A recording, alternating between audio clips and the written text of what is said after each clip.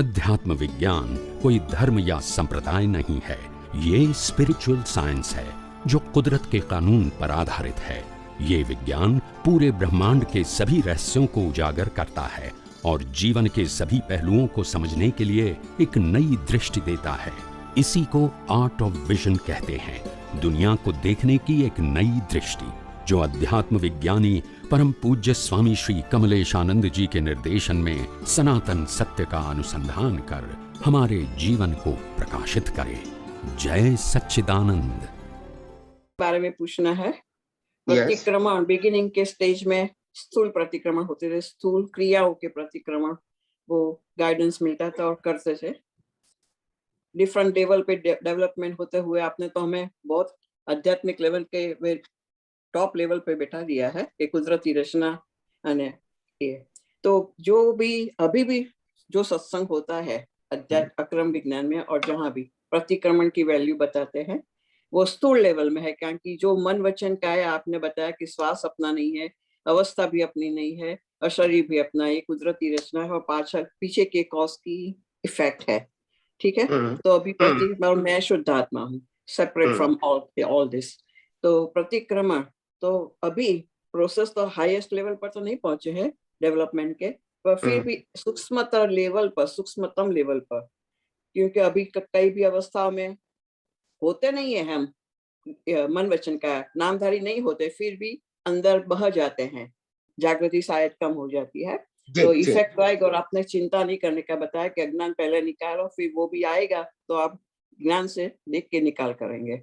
तो सूक्ष्मतम लेवल पर, तो शुद्धात्मा के डेवलपमेंट के स्टेज पर सूक्ष्मतम लेवल पर कहाँ के प्रतिक्रमण हमें करने चाहिए, क्योंकि मन वचन काया अवस्था वो भी आपके सत्संग से समझ में आया कि पर है, पराधीन है, कुदरती रचना है, क्योंकि समझ करके और अपना खुद का मनन करके वो डेवलप भी करते हैं। और सूक्ष्मतम लेवल पे कहाँ प्रतिक्रमण, अतिक्रमण मीन्स वो मन वचन काया में जाना, और प्रतिक्रमण means you come back to शुद्धात्मा लेवल के मैं शुद्धात्मा हूँ, ये मेरा भाग नहीं है, नामधारी मैं नहीं हूँ, वो तो बिगेस्ट प्रतिक्रमण है। और वो लेवल रहना एवरी अवस्था में वो पूर्ण जागृति की तरफ ले जाता है। तो अभी कौन सा प्रतिक्रमण सूक्ष्मतम लेवल पे होना चाहिए, वो आपकी दर्शन में जो आए तो हमें समझाए। यस अभी हमारा प्रतिक्रमण यही होना चाहिए कि मन वचन काया और 5 इंद्रियों से दिखती हुई कोई भी अवस्था जब कुदरती रचना है ऐसा 100% हमको समझ में आ गया है, तो उपयोग में कहाँ कमी है उसका ही प्रतिक्रमण करना है। समझ में तो आ गया है कुदरती रचना है, उसमें कोई डाउट नहीं है, तो प्रश्न क्या है, उपयोगकारी तो है ना। तो यू करेक्ट योर उपयोग के क्यों हमको एक्सेप्ट नहीं होता है कि ये कुदरती रचना होने के बाद भी हम कुदरती रचना नहीं देख पाते। यू करेक्ट योर विजन, अवस्था को करेक्ट करना वो तो क्रमिक मार्ग है ही जी, वो हमको नहीं करना है नहीं।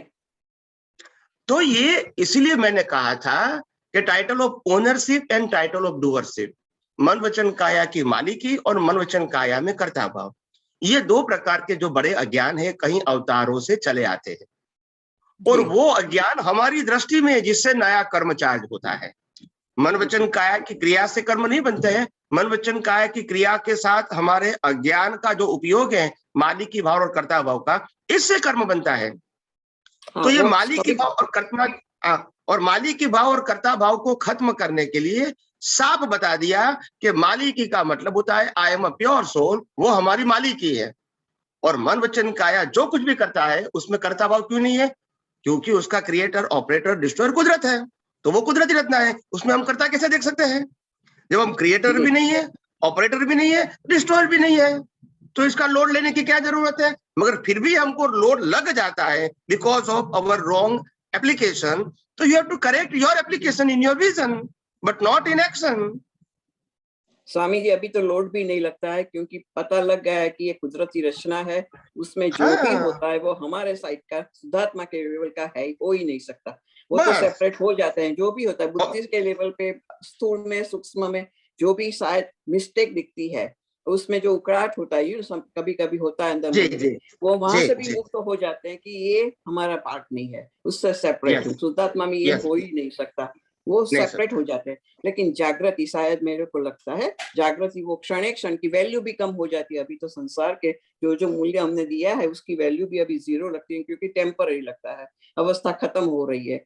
और शायद एज की में भी संपर्क, अभी आपने हमें इतना टॉप ऊंचे लेवल पर रख दिया है कि ये सब दिखता है, कुदरती रचना दिखता है। कभी कभी जागृति की कमी होती है, पर मेरा कहना है कि सूक्ष्मतम लेवल पे कभी कहाँ जरूरी है, जागृति तो होनी ही चाहिए, लेकिन कहाँ प्रतिक्रमण, दादाजी बोलते हैं हमें सूक्ष्मतम लेवल पर भी प्रतिक्रमण करते हैं, तो कहाँ वो लेवल पे तो होता वो है।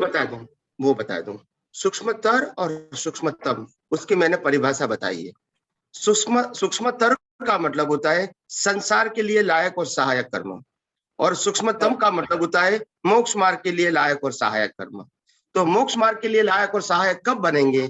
जब हम संसार की हर अवस्थाओं की वैल्यू 0 करेंगे, तो अपने आप आपका नेक्स्ट बर्थ जो भी होगा वो मोक्ष मार्ग के लिए लायक और सहायक ही होगा। अभी आप कहोगे कि भी मोक्ष मार्ग के सहायक, लायक और सहायक का मतलब क्या दुख नहीं आएगा प्रकृति को? क्या प्रकृति को भौतिक सुख नहीं मिलेगा? क्या प्रकृति को शारीरिक दुख नहीं मिलेगा? मिलेगा, मगर आपके ज्ञान के अंदर उदय कर्म में ही प्रकृति की वैल्यू 0 हो जाएगी, उदय कर्म में जी। फिर आपको पुरुषार्थ की जरूरत नहीं पड़ेगी। भुगतान मन वचन काया को होगी ही, जैसे रामकृष्ण महावीर को भी हुई। मगर जब आपको उस अवस्था की वैल्यू दृष्टि में 0 हो गई, तो वो भुगतान नहीं बोलेंगे हम। बराबर ना, वो तो समझ में आ गया। अच्छा, बहुत आपने अच्छा समझा दिया है सत्संग के माध्यम से कि ये सब की वैल्यू नहीं है, और शुद्धात्मा टोटली सेपरेट है उससे। तो सेपरेशन प्रकृति के भाग में चाहे कोई भी हो, सुख या दुख, और मेरा पार्ट शुद्धात्मा है, उसमें डेवलप करना है कि हमारा कौन सा गुण है, ये अवस्थाओं में क्या है, और उससे मैं कैसे सेपरेट रह सकता हूँ, वो डिवीजन। सो वही फाइनल प्रतिक्रमण है, वही प्रतिक्रमण है। Come back from relative viewpoint to real viewpoint, temporary viewpoint to permanent viewpoint। व्यवहार सत्य से सनातन सत्य की ओर कम बैक होना, उसका नाम है आध्यात्म प्रतिक्रमण। व्यवहार सत्य क्या है? व्यवहार सत्य क्या है? ये मैंने किया, अच्छा या बुरा, ये सामने वाले ने किया, अच्छा या बुरा, ऐसा होना चाहिए, ऐसा नहीं होना चाहिए, ये व्यवहार सत्य है। सनातन सत्य क्या है? हर अवस्था को कुदरती रचना के रूप में देखना। अगर नहीं देख सकता, देन कम बैक। अगर हमने एक रिलेटिव सत्य की वैल्यू कर दिया बाय एनी एंगल, फिर ये देन यू कम बैक, ओ ये तो कुदरती रचना है, बस। वही होता है प्रतिक्रमण। वाणी से तो निकलेगा, मन में भी होगा, लेकिन सब कुछ होगा। मन वचन काया से तो जो लपेटा हुआ है उसी प्रकार से ही निकलेगा। सिर्फ मन वचन काया से नहीं, बुद्धि चित्त अहंकार से भी वही निकलेगा जो हमने चार्ज किया है। जी। मगर तो वही होता है, वो पूरे पार्ट को कुदरती रचना देखना, वो हमारा पुरुषार्थ है जी, 100%। और वहां चूक हो जाती है, फिर करेक्शन कर लो, नहीं ये तो कुदरती रचना है। किसी ने अपमान कर दिया 1 बार 2 बार 5 बार 10 बार, भाई हमने कुदरती रचना क्यों नहीं देखा? That is our mistake. उन्होंने कितनी बार अपमान किया, वो देखना नहीं है हमको कुदरती रचना नहीं देखा, दैट इज अवर मिस्टेक।